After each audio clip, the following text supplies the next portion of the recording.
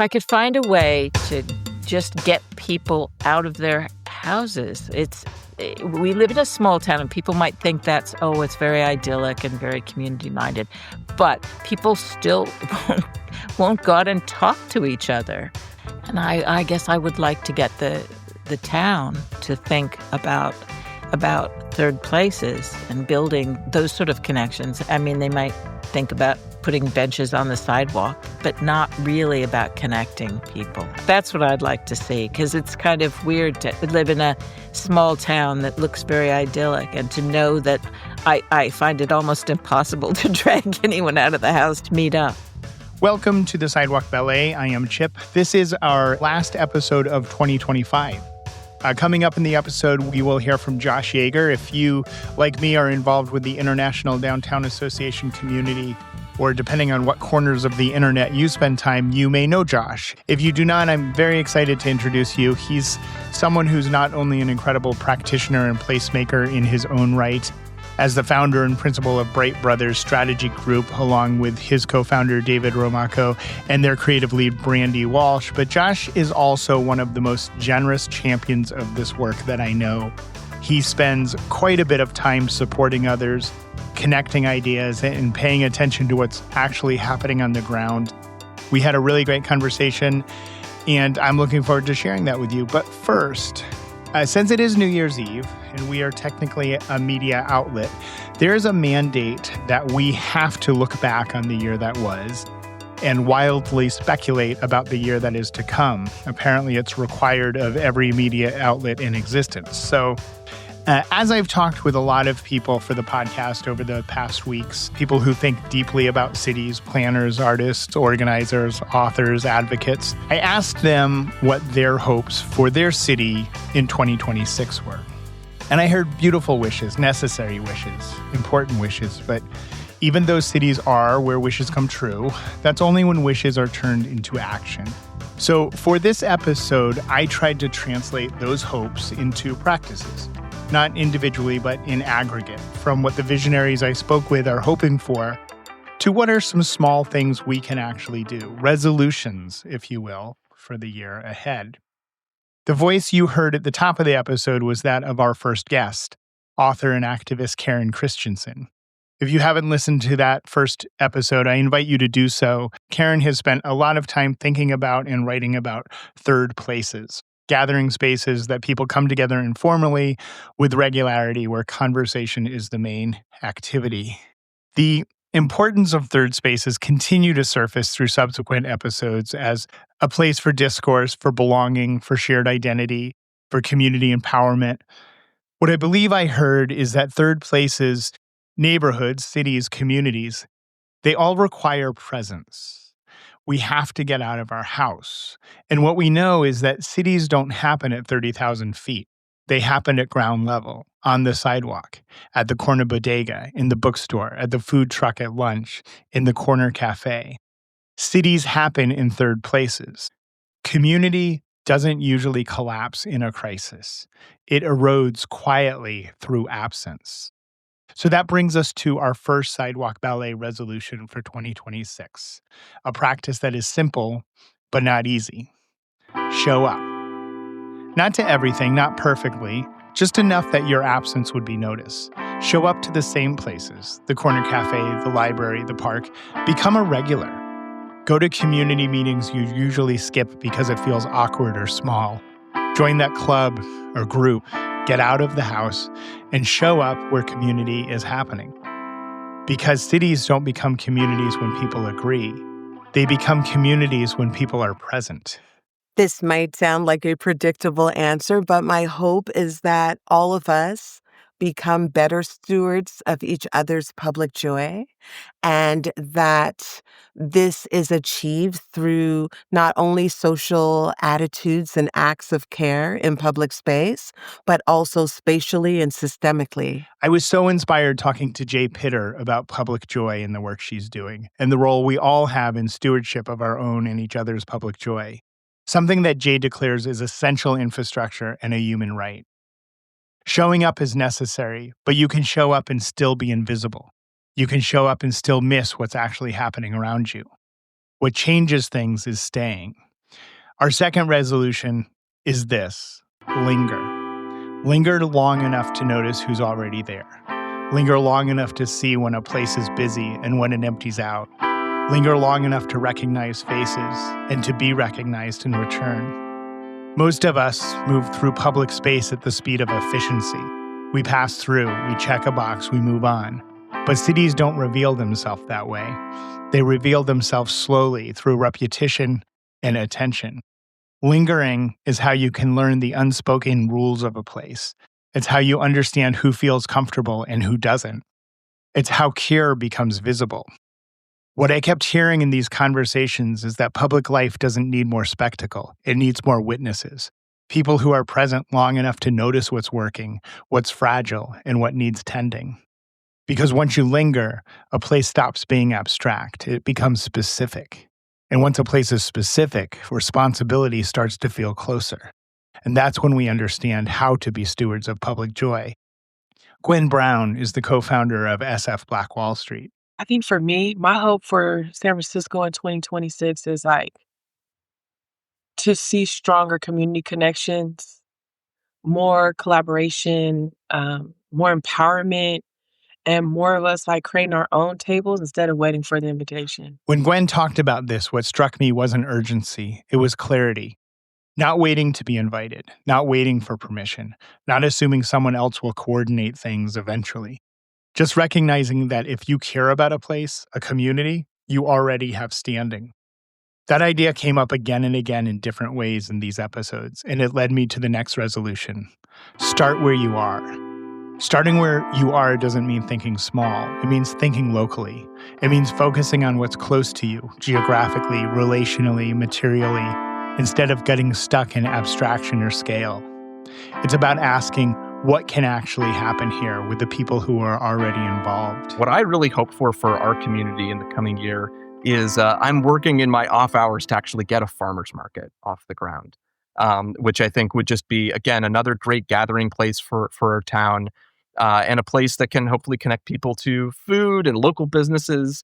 And markets overall are just one of my all-time favorite kind of public space. So it's a great way to just feel connected to the community and hopefully bring some new value to where I live.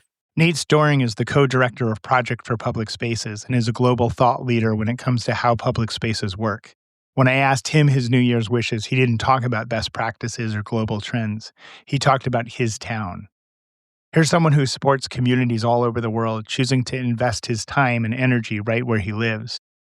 That's what starting where you are looks like. It's not about waiting until you have the perfect plan or the perfect platform. It's about taking responsibility for what's close to you, the block you're on, the neighborhood you know, the relationships you already have, the places you move through every day. Cities don't change all at once. They change locally. They change when people stop waiting for the conditions to be right and start working with what's already in front of them. Which brings me to the next resolution. Make something together. There's a difference between attending and co-creating, between showing up as a consumer and showing up as a collaborator. When people make something together, a market, a gathering, a mural, a program, even a conversation, their relationship to place changes. Ownership deepens. Stakes become shared. Making something together doesn't require consensus or credentials. It requires willingness. A willingness to invite others in, to share authorship, and to accept that what you make may not look exactly like you imagined. What I heard again and again is that collaboration accelerates belonging. It turns neighbors into partners and partners into stewards. It's often the moment when community stops being an idea and starts being a practice. Coming up later in January, we will share a conversation with Dr. Christine Brooks, who has been part of developing a new master's program in expressive arts coaching and community building. We talked a lot about how valuable creating with others is for individual and collective health. When I asked Dr. Brooks about her New Year's wishes, it was more about sharing information. I think my wish for this city for next year, if I could wave a magic wand and something magical would happen, would be that all of the different amazing initiatives here in the city would know about each other. That there's some coalition of community builders or some space where there's an invitation where we all gather once a month and meet each other and share ideas. so that we know more about each other and that we can refer to each other and that we can enjoy one another's offerings. That would be my wish for 2026. I'm really excited to share what our hopes are in downtown Jacksonville for placemaking in 2026. And it's pretty simple. We're doing a great job at building capacity, raising dollars, and implementing projects that are truly citizen and resident led. And at this point, our hope is to get more coverage. We want cameras and press and storytelling opportunities because we're already doing great work. We just need to highlight it and spotlight it. So our hopes and dreams for 2026 are a national media coverage of the work, even more local media coverage, just to bring binoculars onto the work that we're doing here in downtown Jacksonville with resident-led and grassroots placemaking. That's Kady Yellow, and she's doing really amazing work in Jacksonville, Florida. Listening to her and Christine, it brought me to our next resolution: share success. One of the things that impressed me in all of these conversations is how much good work is already happening, quietly, locally, often without much attention. People are building real things with real impact, and often even people who are directly involved might not be aware of it. Telling the story of successful community projects is important. Not as hype, not as branding, and not as performative optimism. Sharing success is about being a witness to what's working and helping other people find it. It's about connecting the dots, not claiming credit, because local good work doesn't scale through strategy alone. It spreads through attention. When something is visible, it becomes legible. When it's legible, it becomes possible for others to learn from it, support, or build alongside it. Sharing success isn't about saying everything is fine. It's about saying this is worth paying attention to. Because if we don't tell the stories of what's working, especially at the local level, we leave the narrative to frustration, cynicism, or abstraction, and that makes it harder for people to imagine what's possible where they live. Once you start paying attention to what's working and sharing it, another layer opens up. Because the stories don't just spread information, they shape values. This is a perfect place to bring in Josh Yeager. Josh has built a career on telling stories and sharing successes. Josh is someone who not only does the work deeply himself, but who consistently shows up as generous champion of others doing it. Because he works across so many places, he has a rare vantage point, a sense of what's emerging on the ground, not just in one city, but across many. I talked with him about what he's seeing right now, the patterns, the surprises, and the quiet shifts that don't always make the headline. Josh Yeager is after the break.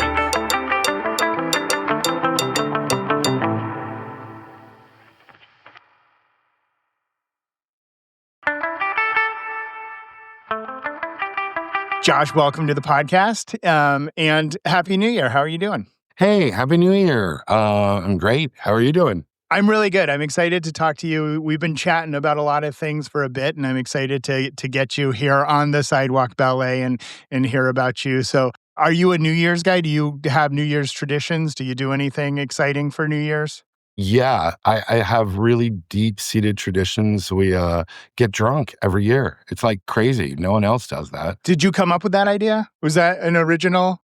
No, I didn't, although I didn't realize I should have popped a bottle of champagne and had a slug or glug before we got on this. Maybe it would go a little bit better, a little smoother. But yeah, no, it's all good. Happy New Year, man. It's not too late. Tell me about you. You are the co-founder and principal of Bright Brothers. What is Bright Brothers and how did it come about? Yeah, so Bright Brothers Strategy Group, we're a strategic consultancy, and we work at the intersection of marketing and communications, placemaking, and economic development. And I'll kind of go into that later, what that means.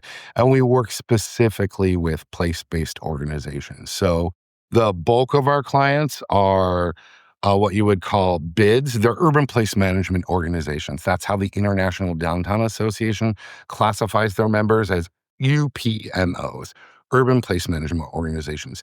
We work with a little bit broader set. I would say the majority of our clients are UPMOs, meaning they are BIDs or CBDs, and not the kind that you might partake of, but a community benefits group, especially out in San Francisco, where you are. Most of the districts are CBDs. They could be TIDs, PIDs, BIDs, TODs, all kinds of different, it doesn't matter how they're enshrined in the city legislature. What they do is support a neighborhood. And we can talk about that a little bit more later. But yeah, that's the bulk of our clients. Then we also work with tourism bureaus, CVBs, DMOs, DMMOs. And that's the next probably significant chunk. And then we work directly with a smattering of cities.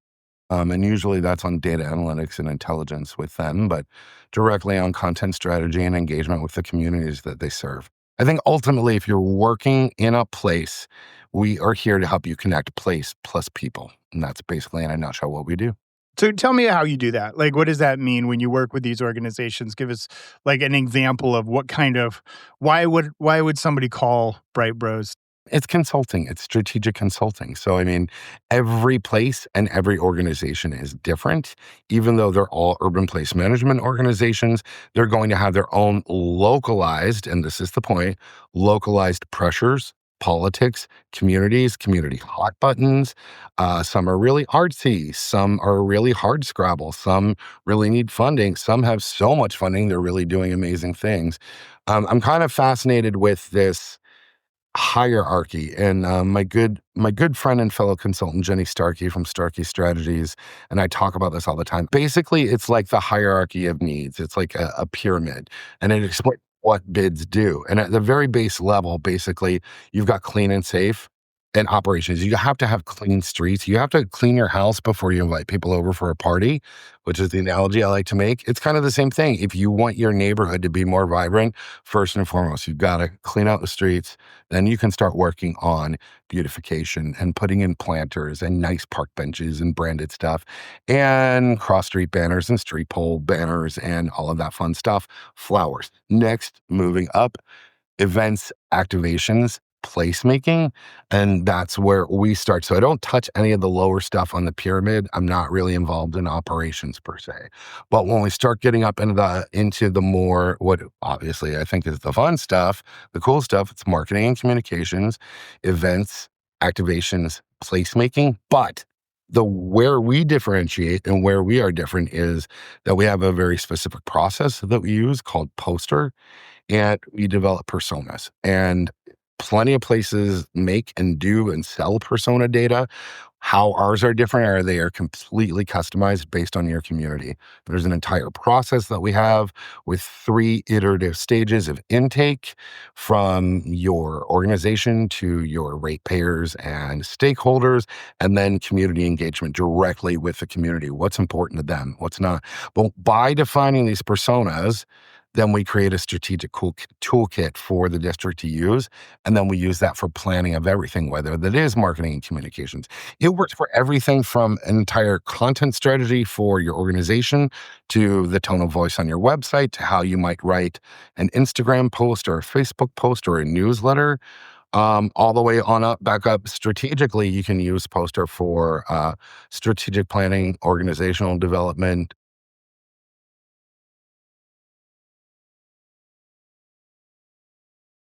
Yeah, and I think that's so important. I think the one thing that every district has in common is they're unique, right?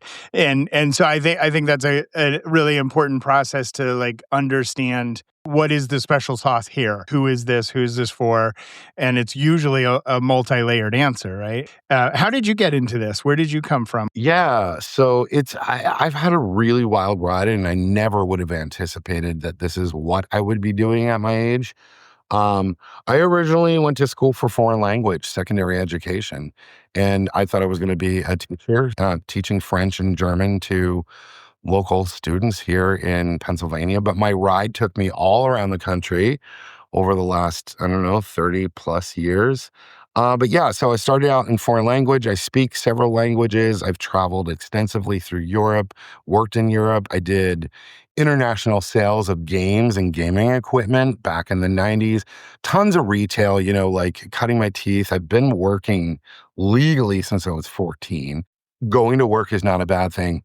You learn so much. And during those formative years, having so many customer experiences, customer interactions, dealing with difficult people.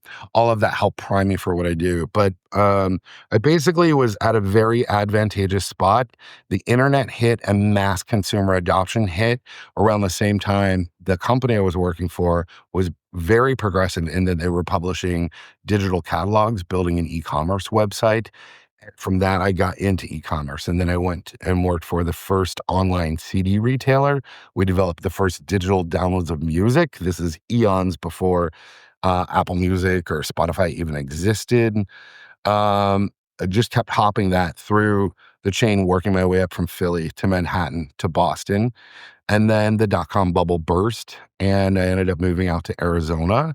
I wanted to try something completely new. I'd never been west of the Mississippi before. And then I spent about a decade in Arizona working at digital agency. And it's interesting because I came into this almost purely with digital experience. And then through my last two agencies, Bright Brothers is my third official agency since 2010. The first two were kind of blips. They say third's a charm. This one has endured. We're celebrating our 10th anniversary this year. And we've got a really cool zine. I was going to talk about our lead creative, Brandy. She's really helped me then understand, and then working with the districts that we do, the power that paper does have. And while I'm not a fan of printing things and killing trees and wasting ink and all kinds of unsustainable things, there is a time and a place for paper, for handheld. And as we move so much more now into the experience economy, certain physical things can take that place of experience that just cannot exist offline. So I feel like at this point now, we have a fully rounded, both integrated digital and traditional agency. And the zine that we put out this year commemorates 10 years of Bright Brothers and kind of tracks our story and where we started. And the first district we worked with, and now we've worked with dozens and dozens and dozens of districts all over the country. That's cool.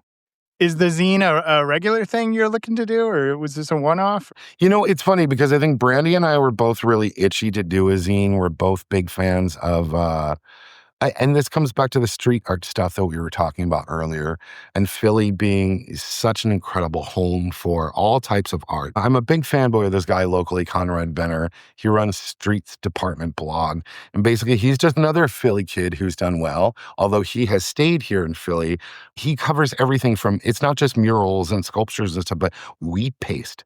And here in Philly, we have a great scene with folks who do stickers, like postal stickers. You can get those mailer stickers from the USPS, and then they turn them in their own artwork. And the entire city is covered with cool stuff. So I wanted something that was fun, that was subversive. But what are we doing? We're doing stuff that's cool, and we're pushing the line of creativity, specifically speaking to downtowns and districts. And I want to show them, like, we can do this. You can do this 10 times more. You've got better funding than I do. Let's do something badass for your districts. I like that a lot. I want to check out the zine.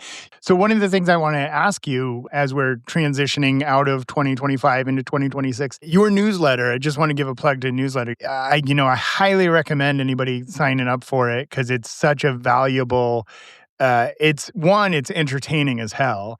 And two, it's really informative. And you're sending out a lot of really cool stuff that people are doing all over the place. So it really seems like you probably don't sleep much and just stay up all night scrolling, looking for cool stuff. So having said that, as you've gone through looking for content for the newsletter and seeing stories about placemaking, about people in place, tell me, is there one big story or one really cool thing that stood out from 2025 for you? The newsletter is called the Bright Brothers Bulletin. We've been doing it for 5 years now. We started during the pandemic. Originally, it was called COVID Notes.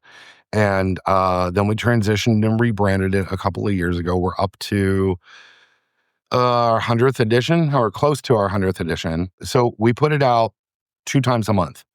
The Bright Brothers Bulletin is a labor of love. This also is part of my whole ethos as a person, as a business owner, the way I approach things.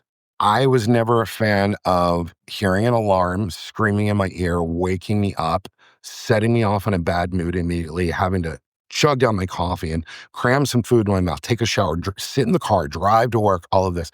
So wasteful. I hated it.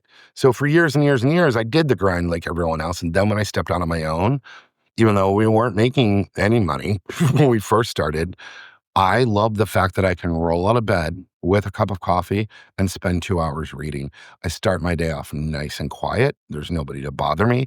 I'm just feeding my curiosity, learning about what's going on in the world, learning what's going on with placemaking and anything that's relevant to our clients. This is the other thing.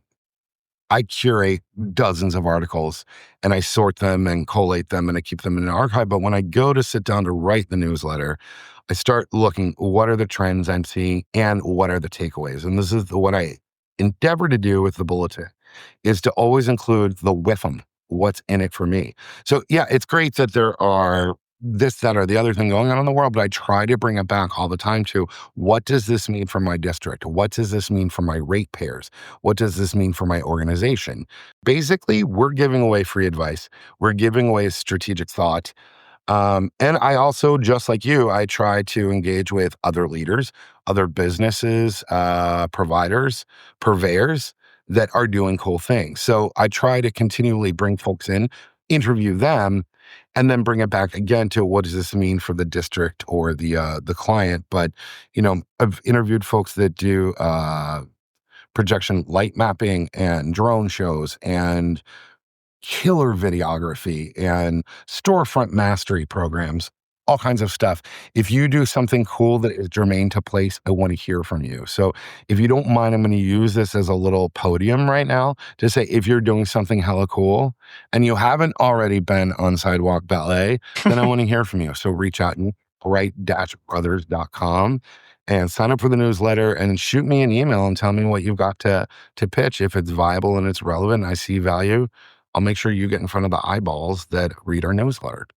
And that link is in the show notes. The contact info is in the show notes, so you can grab it there and send Josh a note. So tell me this: in looking at all of those morning cups of coffee and looking through all the things, do you have one thing that stood out this year?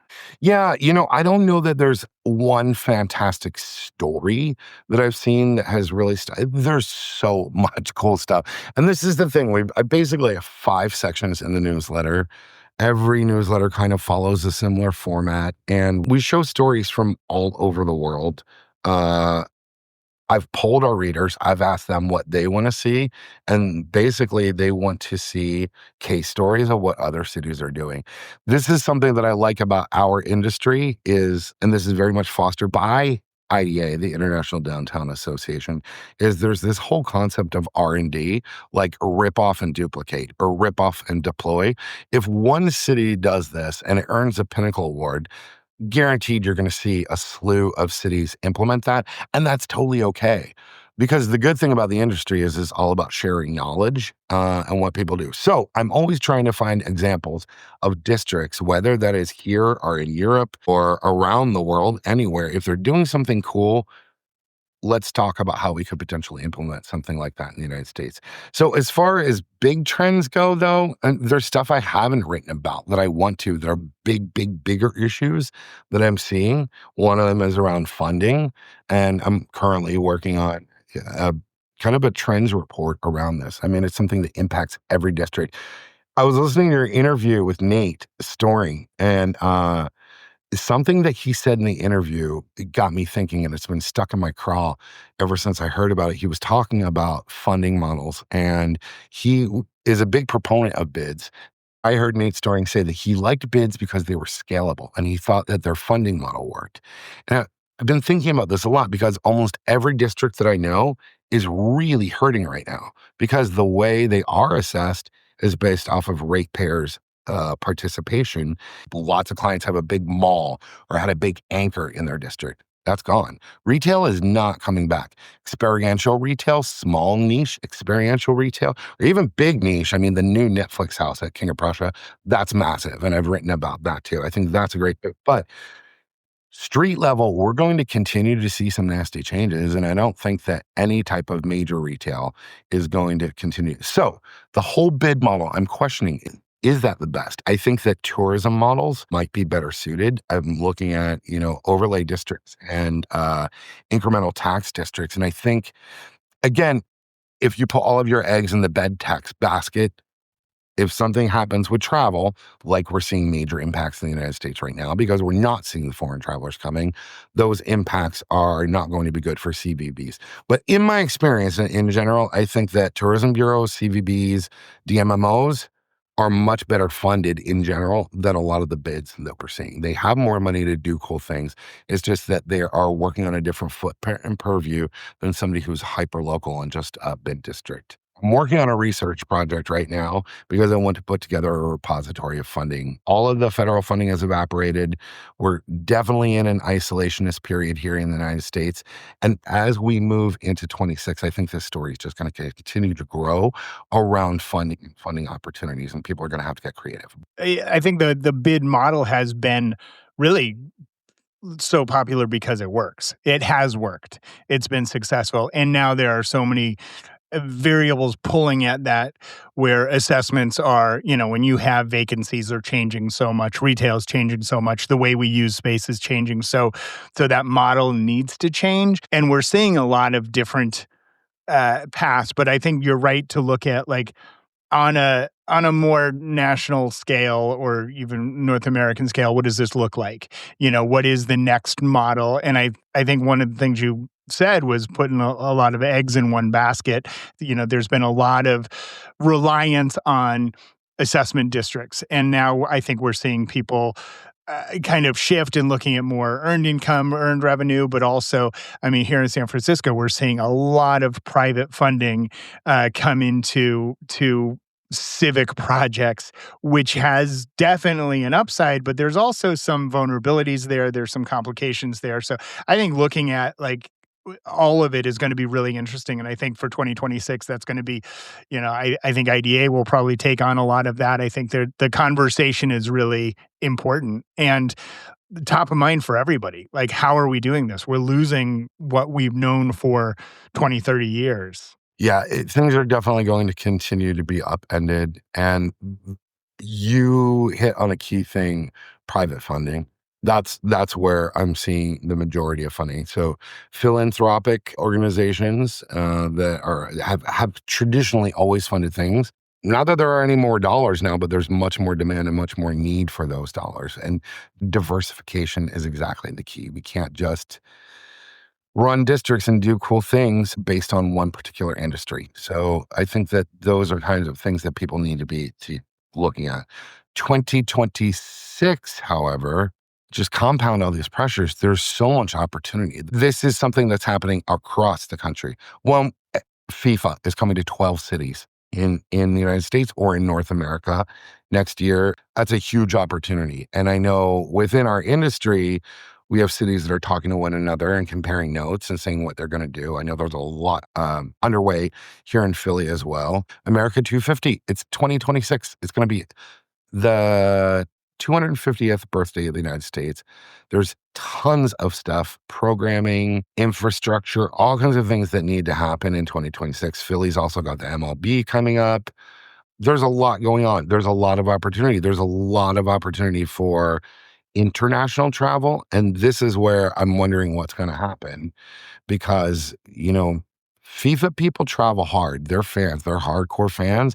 And historically, they've traveled really, really well. If you look at what our current government, I'm not using this as a pedestal for how I personally feel, but the fact of the matter is the international travel industry is down, $31 billion so far? People just aren't traveling. So on one hand, our Canadian neighbors to the north are not coming to the States. We see this acutely in places that had massive snowbird populations, evaporated, boom, gone. Travelers internationally gone. Asian countries typically travel well. Every district that I know that had a significant persona tied to Pacific travels coming to the United States, gone. And then who are the biggest FIFA fans in the world? I would have to say people of color that are coming from places, and we just banned 19 countries from even coming to the United States. What is this going to do for FIFA? I'm really curious about the impacts on how that's going to play out. We have so much opportunity, but Americans alone are not going to make up the gap in travel. So, what does that mean? And you've got all these big competing things going on. So it's interesting for me watching what Philly is doing. so much infrastructure improvement is happening right here because, again, cleaning the house before the party. We're expecting millions of people to come to the city. I'm just curious how many are actually going to show up and how all of these things are going to play out. But it's kind of fascinating to me. Yeah, it's I think about that a lot. In the Bay Area, we have coming up in a couple of months the Super Bowl, which is a big football game. Apparently, that Wait, the Super Bowl's a big football game? that's what I hear. Yeah, but it's in San Jose, and the whole Bay Area is preparing, and it's interesting how it's created this urgency to get projects done. Like every project you talk about on a civic level, we want to get this done up before the Super Bowl. We want to launch before the Super Bowl. And, I've been thinking a lot about this idea of the Monday after, right? And how do you take advantage of this? If you're a district and you've got FIFA coming or a big event, the Super Bowl, or, coming up a couple of years here in LA, we've got the Olympics coming. And, when you see these big events, I've seen some districts or some cities who have been completely ransacked by a big event, and the big event leaves and it just has created a negative impact. And conversely, I've seen cities take advantage of the resources coming into it, have long-term impacts. So when everybody packs up and goes home, after the thing, how has it benefited the city, the host city, long term? There's some great examples out there. It's a story I'm curious about and thinking about. We hosted the All-Star game here in San Francisco for the NBA in early 2025, and the weekend of the All-Star game was amazing. It was spectacular. All the vacant storefronts were filled for a weekend, and then two things happened. One, the next, Monday, it was like, where'd everybody go? Was this just a weird dream? Right. But, you can point to a lot of things that have happened in the last year in San Francisco where we do have a lot more leases signed in some of the districts where there's a resurgence. And, I think that some of that you could point to the All-Star game as one of the things, like reminding people of the vibrancy, reminding people of San Francisco, reminding people, all of these opportunities you're talking about, all these big events, like how are the opportunities beyond just the event?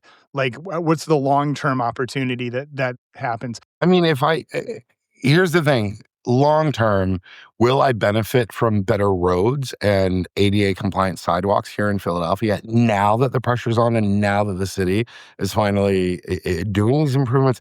Yes, that's going to improve the quality of life for citizens who live here. Are there people who will come here, see some things, not get to see everything on their bucket list, and come back with their family next summer? Sure, there's definitely going to be that halo effect from visitation.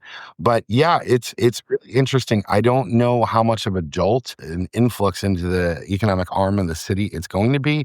And then conversely, what is the upside? Should we have been repairing our pavements all along? Yes. Did they not get compared or roads not get repaired until now?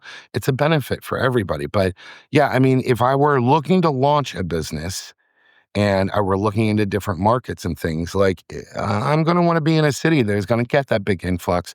Businesses are really going to have to be on their toes, on point, put on an incredible show. The cities need to put on experiences for the people who are going to be there and make it memorable enough for them to come back and or incite the virtuous cycle, which is, you and I have talked about this before. This is really the goal of every business improvement district or urban place management organization. Get the folks there, show them what you are capable of, sell them on the place, and then have them come back. Have them, build your workforce. Have them come back, buy homes, raise their families, send their kids to school here, that kind of thing. That's ultimately the goal of what all of us are working towards. But yeah, it's like you have one opportunity to make a good impression. And I'm very curious to see how this all plays out next year. But it is good upside and opportunity for all of our clients and, the folks in this industry. What are you looking forward to 2026? To be honest with you, I'm going to PPS Placemaking Week in Detroit in June, and it'll be the first time I've done that. You interviewed Nate. TPS, Project for Public Spaces, really incredible organization. I didn't even know. I learned a lot about the organization itself from listening to that podcast with him. But those folks are fantastic. We've put together a panel to speak there. I've never been to Detroit. Detroit's been on my bucket list for years. I never had an actual reason to go there, but I'm pretty flippin' excited to go to that in 2026. Yeah, me too. I'm excited. I'm going as well. This will be my first trip to Detroit, so I'm very much looking forward to that. But hopefully you and I run into one another in Detroit and we can grab a beer or something stronger and hang out and continue this conversation or offline. Our champagne, our New Year's champagne will hold off till June or July, whenever that is. I like that. Yeah. It'll be like a half-year celebration. Yeah, we'll be halfway to 27 at that point. I love it. So, yeah, that's cool.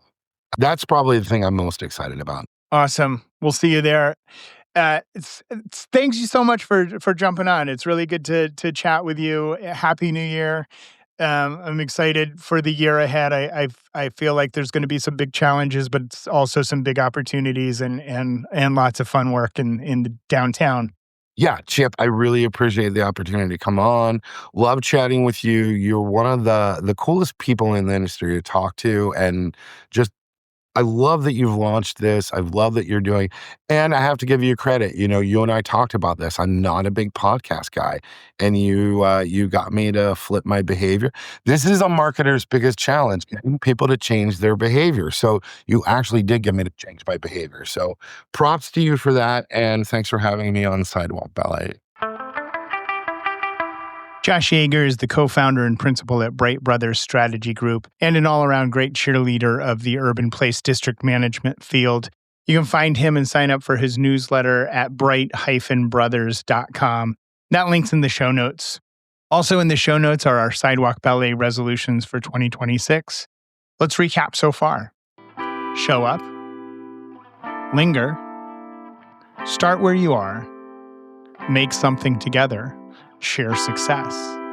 If people are going to show up, linger, start locally, and make things together, share what's working, then the conditions around that work matter. I think my hope for my local community continues to be a place where people can have discourse safely. They can disagree, which is great. You know, we have people protesting one side or another, you know, somewhat frequently right now. I hope for civility, and I hope that the communities can build it, and I hope that the people managing the communities can encourage it. JT Mudge is a futurist who I talked to for our next episode of Sidewalk Ballet. He was fresh off of a trip to Seoul, Korea, where he was leading a forecasting workshop for leaders of the world's biggest cities. There's a kind of circular truth that kept coming up. Karen talks about how the loss of third places leads to people withdrawing from one another. Jay talks about public joy as something we have to actively steward if we want shared space to feel humane and equitable. And embedded in both of those ideas is the same thing. Civility isn't automatic. It has to be practiced and it has to be protected. This isn't just about broad political ideology or national debates. It shows up much closer to home in everyday interactions, in how we navigate discomfort, inconvenience, and disagreement in shared space. Lowering the temperature isn't about avoiding disagreement. It's about making room for it. It's about remembering that most problems don't need winners. They need breathing room. My hopes are that we develop into an even more child-friendly city that is filled with nature and art and beauty and wonderful walking and biking paths, and that we keep on that trajectory. That was Mara Mintzer, who runs Growing Up Boulder and is an advocate for involving young people in the work of city building. My conversation with Mara, as with so many of the other guests we've heard from, had led to this next resolution, a practice that I have found to be insightful and rewarding in the work that I do. It's about asking an important question before moving forward with a project. Not, is this a good idea? Not, do I agree with this? But for who? This practice has reshaped how I think about almost everything in cities, from development to services to well-intentioned projects that don't always land the way they're meant to. Asking for who shifts the conversation from outcomes to intent, from abstract benefit to actual design. It asks who something is meant to serve, who it's comfortable including, and who it's quietly or explicitly leaving out. That lens came through powerfully in my conversation with Majora Carter. She talked about investment, talent retention, and the difference between building wealth within a community and extracting value from it. Whether it's a new business, a public facility, or a neighborhood improvement, asking for who helps reveal what values are actually being built into place. Here's Majora. My biggest hope is that there are dedicated opportunities to create community wealth that have long eluded all of the past administrations. We'll see. Finally, I want to end with something simple. Because all of this, every practice we've talked about, becomes easier, clearer, and more human when you move at the right speed. So the last Sidewalk Ballet resolution for 2026 is this: walk more. Not just for health, not just for the planet, but for understanding. Walking slows you down to the speed of community. It puts you in contact with the places where life actually happens. It helps you notice who's around, what's changing, and where cure is already showing up. Add one errand on foot. Instead of ordering delivery, walk to pick it up and maybe linger. Sometimes even take the earbuds out. Walking is how you leave the theory behind and re-enter the world you're responsible for. These resolutions are in the show notes and available in a downloadable PDF at sidewalkballet.com. I'd love to hear what your wishes and resolutions for your city are. Drop me a note, chip@sidewalkballet.com. That's a wrap for 2025, but we're only halfway done with season 1. We'll be back in 2 weeks with futurist JT Mudge and historian Felix Banal. Sidewalk Ballet is presented by Big Creative Consulting, strengthening community through culture and place. Learn more at bigcreativeconsulting.com. Also by This Must Be the Place, a bi-monthly newsletter connecting placemaking professionals to opportunities. Learn more at thismustbe.org. Contributors include Abra Allen and myself, engineering and editing by Ryan Musante. Our theme music was composed by the Peacoat Project. If this conversation resonated, please share it with someone who's doing the work of keeping their community whole. There's one more wish I want to share as a rallying cry for all of us. This is from Tanish Hollins, co-founder of the San Francisco Black Wall Street. Let's not talk about it. Let's be about it. And let's make people feel it. I'm Chip. Thanks so much for joining us on this block of the Sidewalk Ballet. Have a great 2026, and I'll see you downtown.